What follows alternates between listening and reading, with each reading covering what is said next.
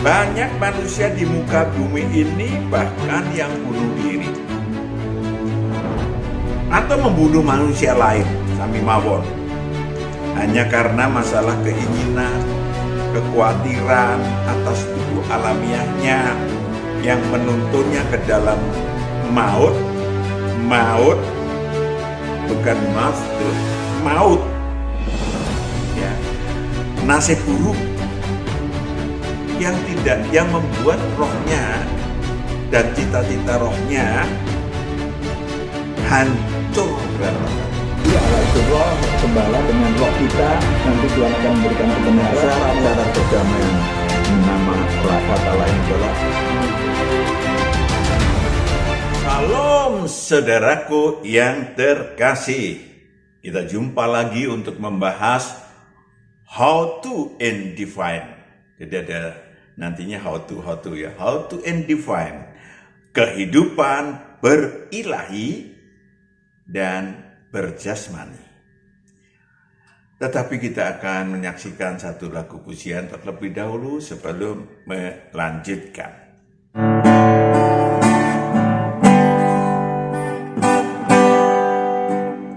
Bapa,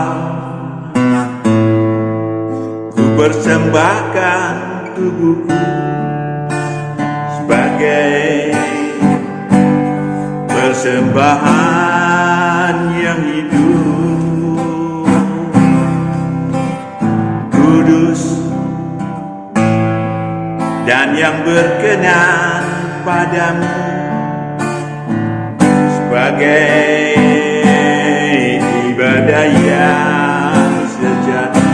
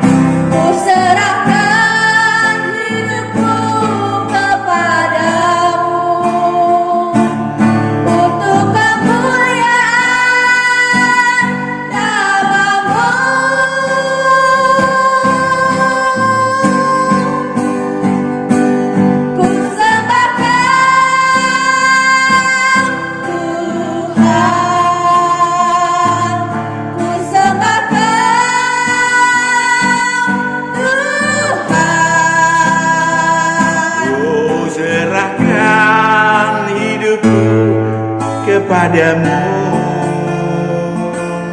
untuk kemuliaan nama-Mu,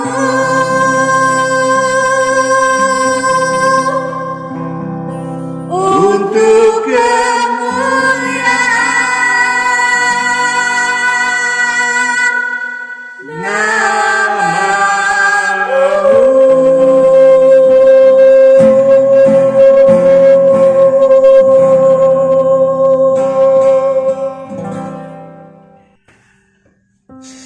saya ingin membahas begitu banyak saudaraku orang masih semaunya saja, orang masih sekedarnya saja untuk hal vertikal khususnya dibanding dengan hal-hal aktivitas horizontal. Aktivitas vertikal yakni aktivitas berilahi, bertuhan, aktivitas berhubungan dengan Tuhan. Maka saudaraku yang kekasih, seberapa persen sebetulnya porsinya, energinya, waktunya yang sesungguhnya kita berikan buat Tuhan? Kalau berhorizontal, jailah berhorizontal ya, nggak usah dibahas sebetulnya. Kita lebih banyak berhorizontal, beraktivitas jasmani dalam hari-hari kehidupan kita, bukan? Pertanyaannya sehingga apakah ukurannya itu seimbang? Apakah lebih tinggi? Maklum. Vertikal. Maklum. Karena roh yang kekal ini harus dipelihara, karena ini akan masuk surga. Tubuh kita habis jadi tanah. Maka saudaraku yang kekasih, kita baca dulu firman Tuhan. Matius 6 ayat 25 sampai 34 sebagian. Sebab itu janganlah kamu khawatir dan berkata, apakah yang akan kami makan? Apakah yang akan kami minum? Apa yang akan kami makan? Apa yang akan kami minum? Apakah yang akan kami pakai? Yes. Semua itu dicari bangsa-bangsa yang tidak mengenal Allah. Bangsa-bangsa yang tidak mengenal Allah memang tidak banyak, tidak memiliki aktivitas vertikal. Akan tetapi Bapamu yang di sorga tahu bahwa kamu memerlukan semuanya itu. Orang-orang yang bertuhan kayak saudara dan saya beda. Ya, tahu Tuhan memerlukan hal-hal horizontal, hal-hal yang menyangkut kebutuhan tubuh alamiah. Tuhan tahu. Karena kita bertuhan. Amin. Lanjut. Tetapi carilah dahulu kerajaan Allah. Carilah dahulu kerajaan Allah dalam kehidupan kita. Kerajaan Allah di bumi yang telah disediakan 2000 tahun yang lalu. Dan kebenarannya, maka semuanya itu akan ditambahkan kepadamu. Dan kebenarannya apa? Saya hari ini harus ngapain untuk Tuhan? Memuliakan Tuhan bagaimana? Besok memuliakan Tuhan bagaimana? Pagi-pagi sudah dinyatakan Tuhan. Saya ketemu orang dan memuliakan Tuhannya gimana? Saya bersaksi, kenapa? Kok kamu sedih melulu? Dan seterusnya.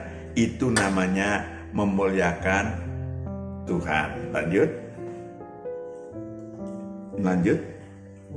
Sebab itu janganlah kamu khawatir akan hari besok, karena hari besok mempunyai kesusahannya sendiri. Banyak orang terhenyak, tertindih beban berat yang telah terjadi, sedang terjadi, dan akan terjadi. Berat dong, ya.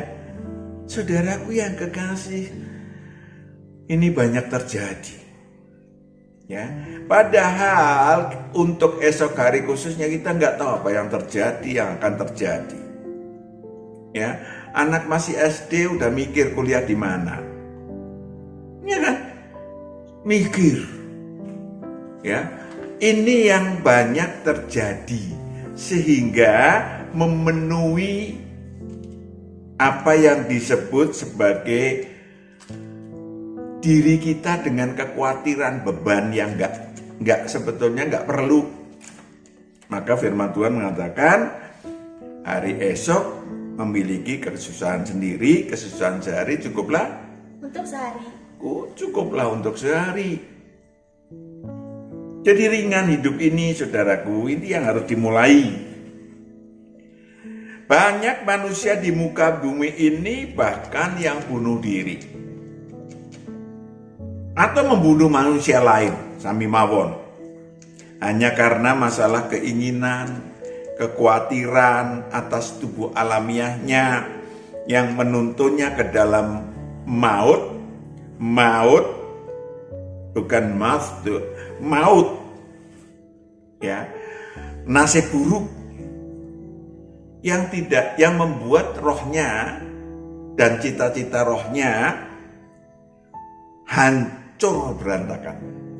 Maka nggak aneh 2/3 dari umat manusia yang pernah turun ke bumi kelak menghuni neraka kekal.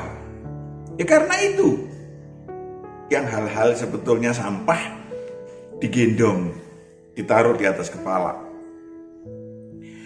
Saudaraku yang kekasih, banyak manusia menghabiskan waktunya bahkan sepanjang hidupnya untuk menekuni kegiatan tubuh alamiahnya demi menutupi kekhawatirannya. Hidupnya habis untuk itu aja, sehingga tidak sempat mengurus kebutuhan rohaniahnya, rohnya yang kekal. Umur tubuh alamiah manusia cuma 120 tahun, 125 tahun, 130 tahun paling banyak. Tetapi itu roh kita kekal. Masalahnya adalah kekal ke surga kekal atau kekal masuk neraka kekal, yang sangat mengerikan itu. Sehingga sia-sia. Rohnya turun ke bumi itu sia-sia. Andai mereka mengingat bahwa kebutuhan tubuh alamiah manusia disediakan Allah dengan berlimpah. Andai manusia mau bersyukur dengan apa yang Allah berikan, Tuhan berikan. Andai manusia mau menengok kiri kanan, mendekati Sang Pencipta melalui ciptaannya. Burung-burung, ya pagi-pagi di rumah saya, di rumah kami, burung gereja sudah masuk ke, ada di halaman, ya ngambilin remah-remah di halaman dapur. Kadang-kadang masuk ke dalam, hidup kok, nggak ada saya lihat mati kelaparan. Saudaraku yang kekasih, belum lagi dengan benda makhluk-makhluk ciptaan yang lain. Saudara, manusia memiliki roh dengan akal budi. Ada sayap rohani akal budi. Binatang tidak memilikinya. Sehingga Allah ingin mengajar manusia untuk tidak sekedar makan. Bedanya dengan binatang, ya saudaraku yang kekasih, binatang hidup untuk makan. Kalau saya dan saudara manusia makan untuk hidup aja. Hidup untuk makan kalau binatang. Kalau saya dan saudara makan sekedar makan untuk hidup. Maka Tuhan ingin supaya tubuh alamiah kita yang diberikan oleh Tuhan. Diberikan, iya. Yang punya kan roh kita. Jadi ada roh kita, diberi tubuh alamiah kita. Untuk apa? Sebetulnya tubuh alamiah kita untuk belajar kebenaran, untuk belajar pengetahuan baik yang dan yang jahat, untuk digembleng supaya roh kita memiliki pengetahuan luar biasa tentang mengajar dan diajar, memimpin dan dipimpin dan seterusnya sebagai calon anak-anak Allah. Manusia memang bukan binatang, saudara. Ya, jadi jangan membinatang kita. Apakah kita boleh menikmati kemuliaan jasmania, pangkat, jabatan, status sosial dan sebagainya? Silakan. Tuhan tidak melarang. Takarannya sejauh saudara sadar jati diri. Sejauh saudara memakai strata jabatan, pangkat dan lain-lain, hal-hal kekayaan dan lain-lain untuk menopang roh saudara dan saya. Menopang roh saudara dan saya. Sekali lagi, roh kita kekal, saudaraku. Tengoklah bagaimana Allah mendandani bunga bakung. Kami punya, cuman lagi nggak berbunga nih.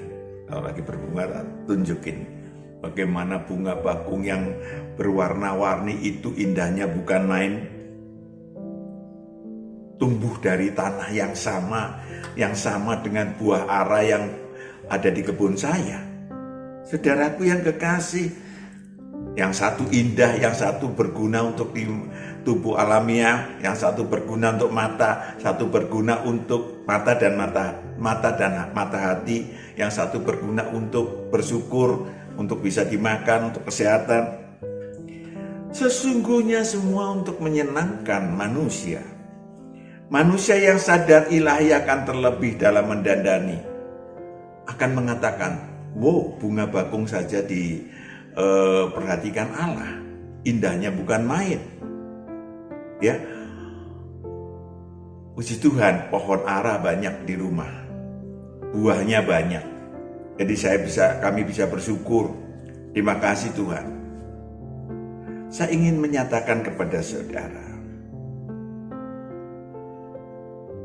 walaupun mungkin pohon ara tidak saudara miliki, pohon bunga bakung, pohonnya nggak ada di tempat saudara, boleh jadi. Tetapi manusia yang cerdik akan bisa melihat kemana-mana. Bahkan akan bisa melihat dirinya sendiri. Tinggal Anda memakai rasa syukur itu, mata Anda bisa. Karena kan bunga bakung yang indah sekali, kalau mata kita nggak ada, nggak ngelihat, nggak indah juga. Iya kan? Lidah kita rusak sehingga rasa nggak mempunyai rasa, apapun ya nggak enak. Maka bersyukur dulu, mendekati Tuhan dengan cara bersyukur dengan apa yang Tuhan berikan, lalu aktif untuk Dia yang memberikan hidup ini, melakukan kebenaran yang dinyatakan banyak sekali. Ya, banyak sekali caranya. Tetapi jika saudara menyadari kemuliaan dan kuasa jasmaniah hanyalah yang kedua ya, tadi bersyukur, lalu saudara kedua memahami bahwa itu semuanya itu hanya simulasi. Saudara berpangkat tinggi, simulasi, karena nggak lama lagi juga kalau saudara meninggal, juga walaupun di kuburan tertulis jenderal, juga nggak ada orang begini. Ya kan, udah tinggal makam. Saudara orang kaya raya, ya makamnya segitu-gitu aja. Saudaraku yang kekasih, semua adalah simulasi. Kalau saudara memiliki kekayaan, maka saudara bisa pakai kekayaan itu untuk simulasi bahwa ada pengetahuan baik dan pengetahuan yang jahat di dalam kehidupan ini. Ya, kalau kekayaan saudara didapat dari hal yang baik, bersyukurlah. Banyak orang ya bunuh diri dalam arti korupsi sehingga membunuh dirinya dan membunuh banyak orang. Contohnya, saudara di penjara, istri, anak-anak akan menderita. Maka belajarlah dengan apa yang Tuhan berikan untuk pengetahuan baik dan yang jahat untuk roh saudara. Plus, bagaimana kalau miskin? Itu pakai untuk sarana penggemblengan roh saudara, untuk memenangkan kesusahan saudara, ya, supaya roh saudara begini. Kalau pulang ke surga kekal sudah begini. Amin. Begini. Saudaraku yang kekasih, manusia-manusia yang sadar diri. Dan inilah kehendak Dia yang telah mengutus aku, yaitu supaya dari semua yang telah diberikannya kepadaku, jangan ada yang hilang, tetapi supaya aku bangkitkan pada akhir zaman. Sebab inilah kehendak Bapakku, yaitu supaya setiap orang yang melihat Anak dan yang percaya kepadanya beroleh hidup yang kekal, dan supaya aku membangkitkannya pada akhir zaman. Supaya aku membangkitkannya. Perhatikan baik-baik. Jangan pernah berpikir Allah setitik jahat. Apalagi lebih. Kenapa? Jangan pernah berpikir manusia yang sadar diri akan memiliki akal budi yang memahami, tadi firman-Nya udah dibaca, bahwa Allah menciptakan neraka kekal, berarti Allah itu memang jahat ya? No. Karena yang memasukkan ke neraka kekal bukan Allah. Ingat, Anda masuk sendiri, bukan Anda ya. Manusia itu masuk sendiri, membunuh sang gembala. Allah menginginkan, ulangi lagi, inilah kehendak Dia yang telah mengutus aku, supaya dari semua yang telah diberikannya kepadaku jangan ada yang hilang. Jangan ada yang hilang. Tidak satu manusia pun diinginkan Allah untuk masuk neraka kekal. Tidak satu pun. Lanjut. Tetapi supaya kubangkitkan pada akhir zaman. Sebab inilah kehendak Bapakku, yaitu supaya setiap orang yang melihat Anak dan yang percaya kepadanya beroleh hidup yang kekal, dan supaya aku membangkitkannya pada akhir zaman. Mau enggak tanganku? Mau enggak jariku? Gambarannya kalau manusia. Mau enggak jariku menolong engkau?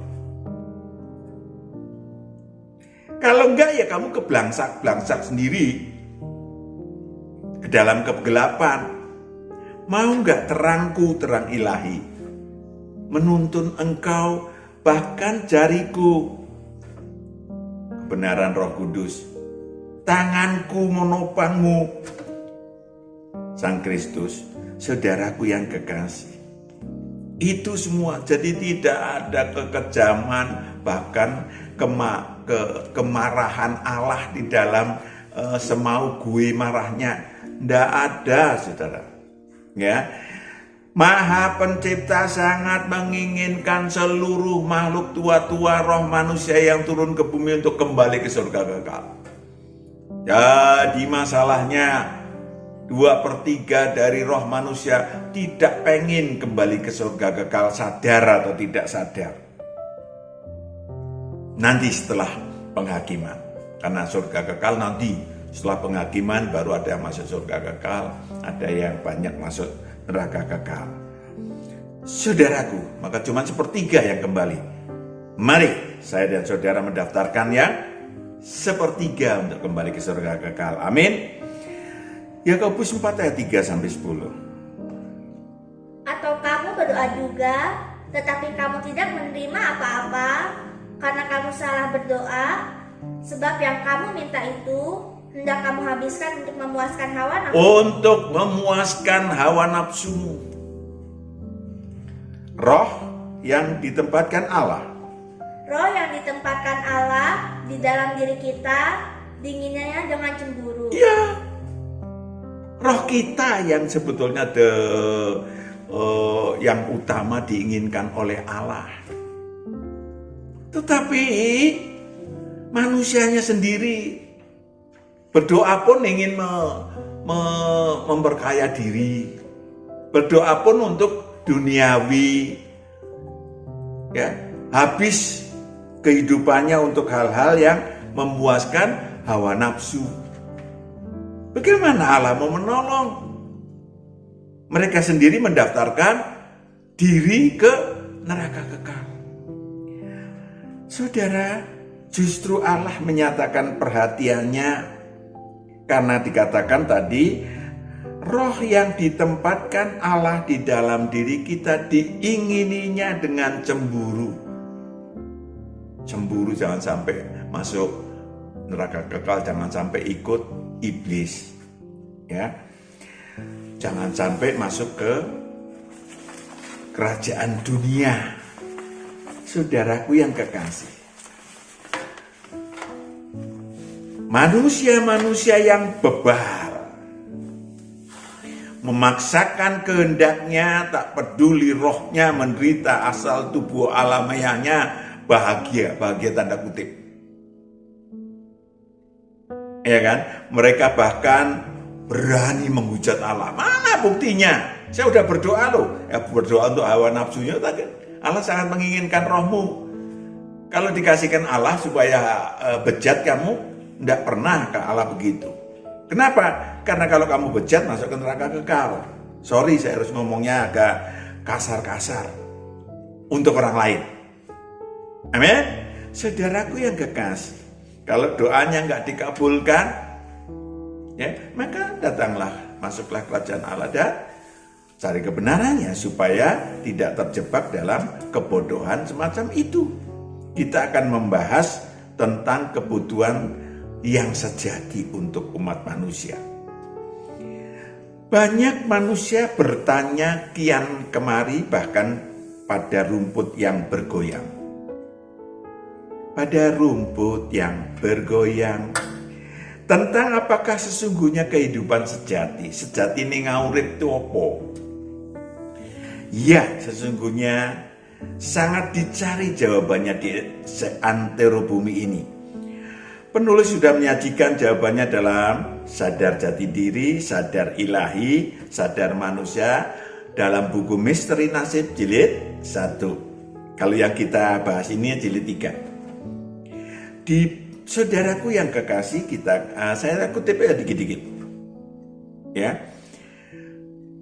Penulis saya Matius, ya, mendengungkan bagi manusia-manusia yang sadar jati diri, sadar ilahi,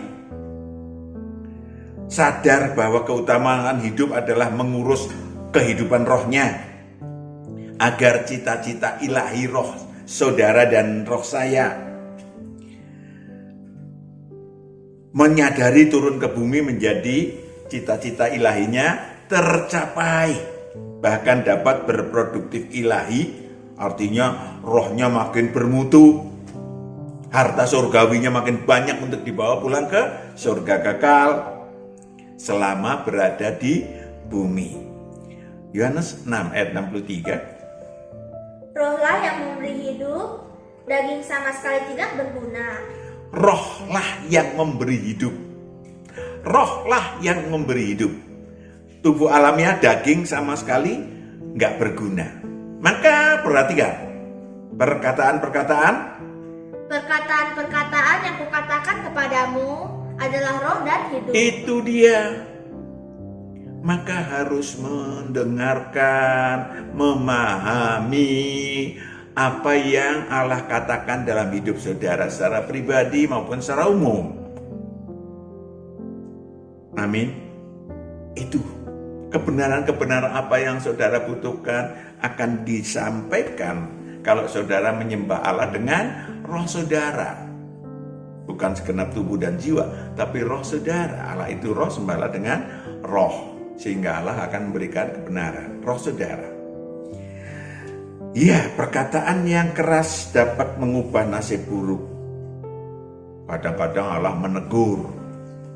Ya, untuk apa? Untuk supaya saudara tidak terjerumus dalam jurang maut, nasib buruk, tubuh alamiah saudara, apalagi nasib buruk tubuh rohaniah saudara.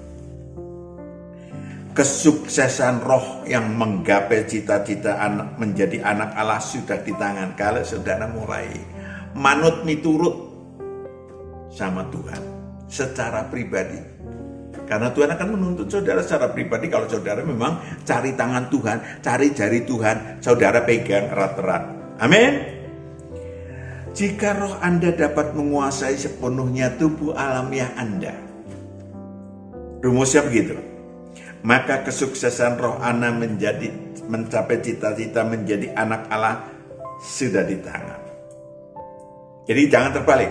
Jangan tubuh alamnya saudara yang ditonjol-tonjolkan dalam kehidupan sehari-hari. Roh saudara biarkan mati kelaparan. No.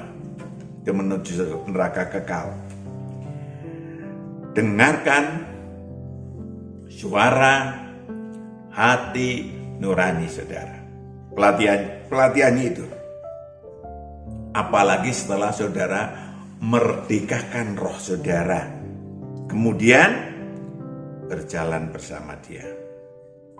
Dalam sepanjang hidup saudara mengikuti tuntunan sang anak domba yang merupakan bos kita sejak di surga kekal. Kalau Allah itu Sang Maha Pencipta, kalau Sang Anak Domba itu yang nuntun saudara dan saya. Saya manggil bos boleh kan? Anak Domba, Sang Kristus boleh aja. Apakah itu saudara memasuki agama tertentu? Enggak. Itu ini bukan urusan agama, itu urusan saudara pribadi. Ini urusan keilahian, bukan religi.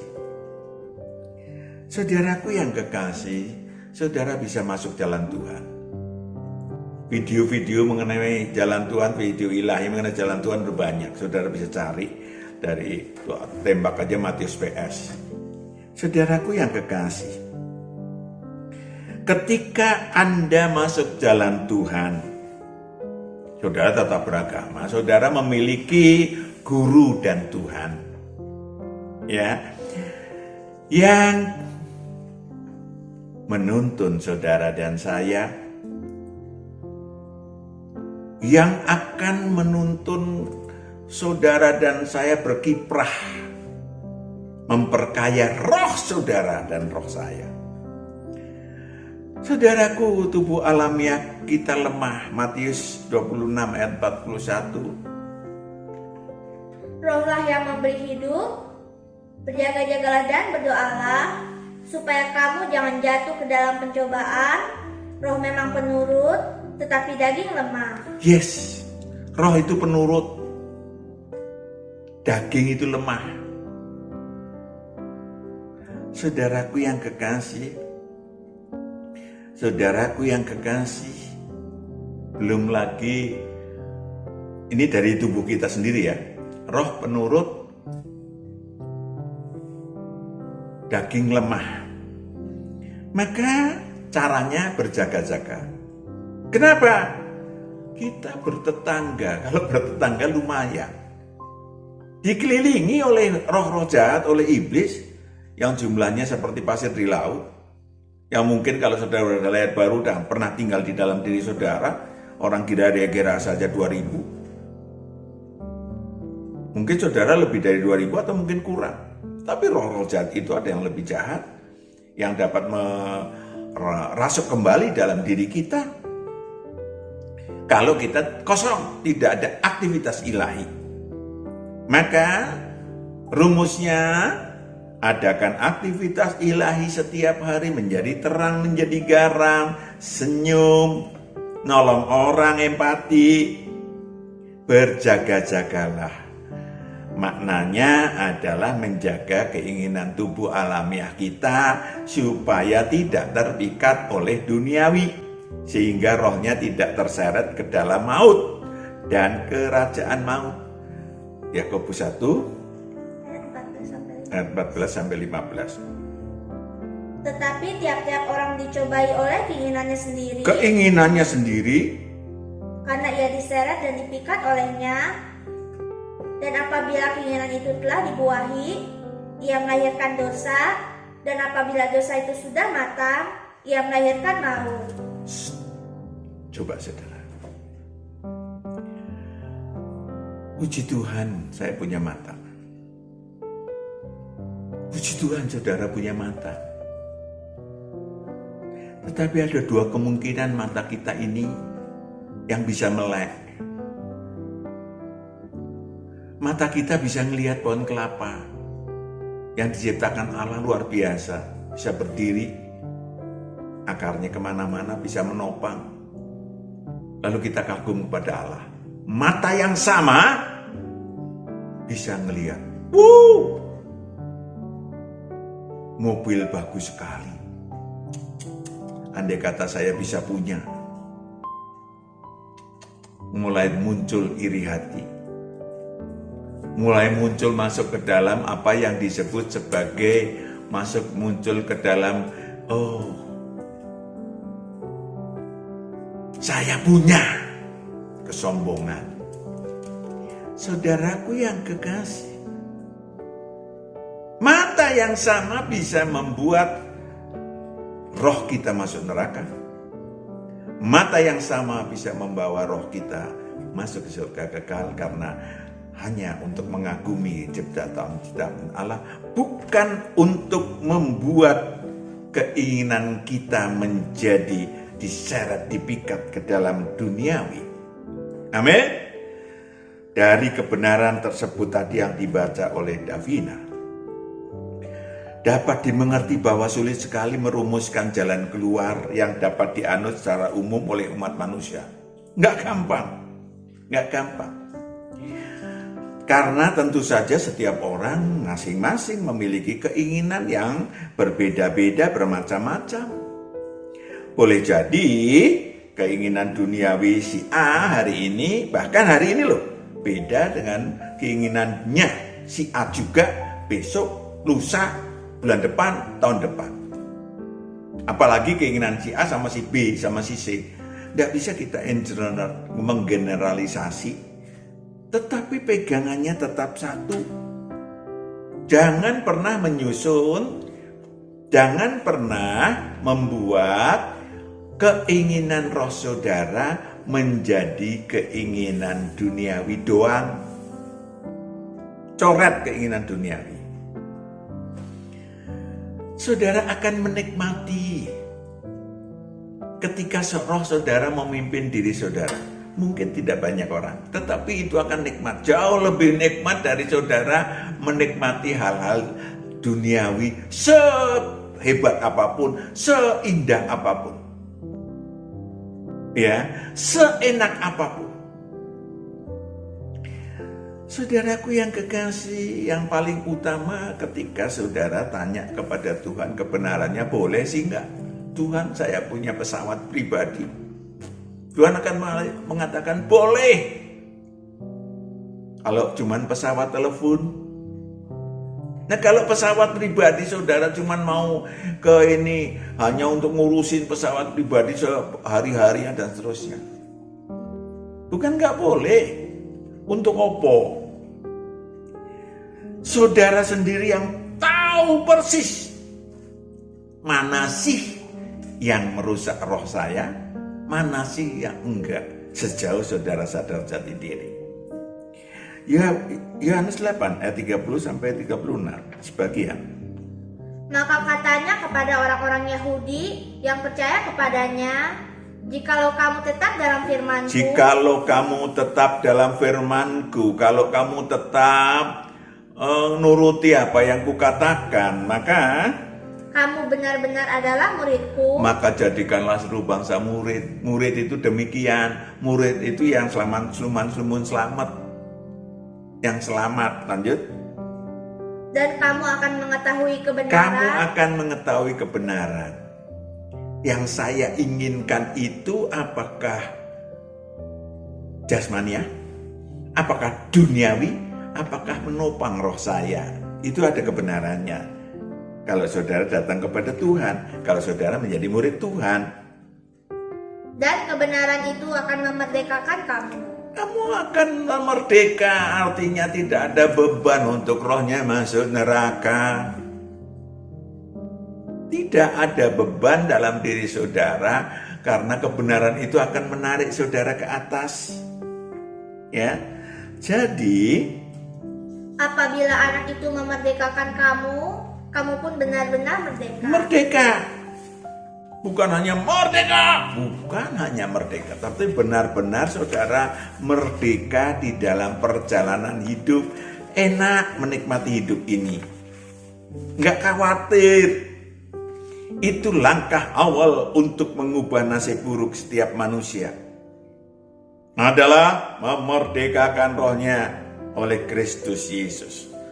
Intinya adalah roh saudara dimerdekakan Sang Kristus dari penjara kerajaan maut akibat terlibat hukum dosa dan hukum maut, agar rohnya hidup lalu memasuki kerajaan Allah yang sudah disediakan Yesus Kristus 2000 tahun yang lalu. 2000 tahun yang lalu bukan untuk orang beragama apapun, orang yang ikut Kristus.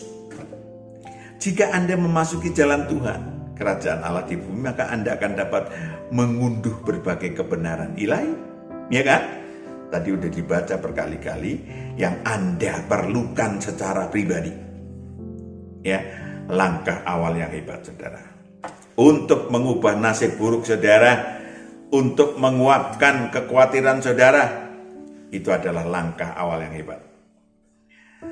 Supaya roh saudara hidup, roh saudara tumbuh dan berprestasi dan berproduktif ilahi. Kalau mati, kita pasti mati kapan saja, di mana saja. Kalau meninggal, roh kita tidak di alam penantian, tidak masuk ke siksa kubur, tidak masuk ke alam maut, tapi bangkit dari antara orang mati, ditarik Tuhan untuk membuat supaya roh saudara berada di Kristus, di tempat Kristus Yesus berada, yakni Firdaus. Mari kita naiki bersama anak-anak tangga ilahinya. Kita akan berdoa. Bapa, kami serahkan anak-anak-Mu yang menyaksikan tayangan ilahi ini. Engkau yang memberkati anak-anak-Mu secara pribadi. Engkau yang menuntun anak-anak-Mu. Ampuni segala dosa dan kejahatan yang dimiliki anak-anak-Mu. Engkau ikut campur tangan membawa anak-anak-Mu ke dalam kerajaan Allah di bumi. Dalam nama Yesus kita berdoa dan mengucap syukur. Amin. Shalom, Tuhan berkati. Haleluya.